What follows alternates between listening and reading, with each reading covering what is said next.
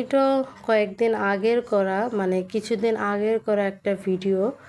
তো যেহেতু অনেক দিন ধরে ছাড়া হয় না, তো ভাবলাম ছেড়ে দেই। তো এটা খুব বেশি পিৎজা খেতে ইচ্ছে করতেছিল, তাই তখন রাতে 10:30 বাজে আর কি, তখন চলে গেলাম আমাদের বাসার কাছে একটা মানে পিৎজা হাটে।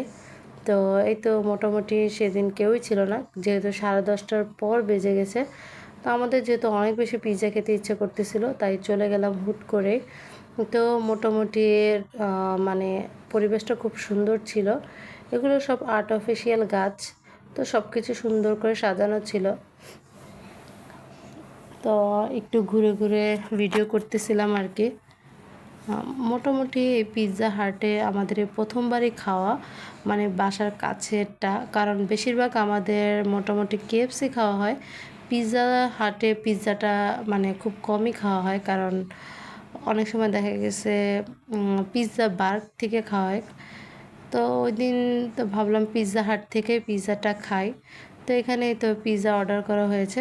তো এটা একটা প্যাকেজ ছিল আর কি, পিৎজা সাথে 4টা উইংস, তারপর সাথে ছিল গার্লিক ব্রেড আর কি, এরকম একটা প্যাকেজ ছিল। তো মনে হয় সেটা হয়তো 1200 টাকার মতো ছিল আর কি। তো এখানে পিৎজাটা ওই দিন খেতে বেশ ভালোই লেগেছিল। এর আগে একবার আমি পিৎজা হাটের পিৎজা খেয়েছিলাম, আমার তেমন বেশি ভালো লাগে নাই। তো সেজন্য আর পিৎজা হাট থেকে পিৎজা খেতাম না। তো ওদিন আবার পিৎজা খেয়ে বেশ ভালো লেগেছিল। পিৎজাটা অনেক বেশি মজা ছিল, সাথে চিকেন উইংসটাও মজাই লেগেছিল আর কি। তো এই তো এখানে চিকেন উইংস নিয়ে নিলাম, সাথে এখানে পিৎজা নিয়ে নিয়েছিলাম আর কি।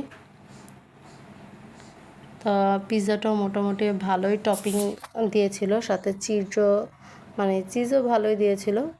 তো এই তো খেতে বসে পড়লাম, সাথে আমার ছেলের দুষ্টুমি তো আছেই। ও অনেক বেশি দুষ্টুমি করতেছিল, ওর জন্য তো এখন বাইরে যা খাওয়াই মুশকিল। তো সেই জন্য দেখা গেছে বাইরে এখন বেশি যেয়ে খাওয়া হয় না, মানে বাসার ভিতরেই বেশিরভাগ খাওয়া হয়।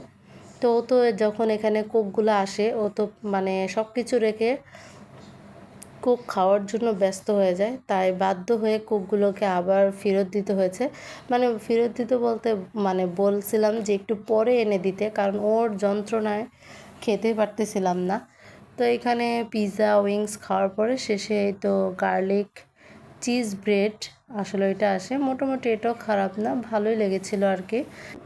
তো মোটামুটি ওই খাবার দাবার সব কিছু মিলে বেশ ভালোই লেগেছিল।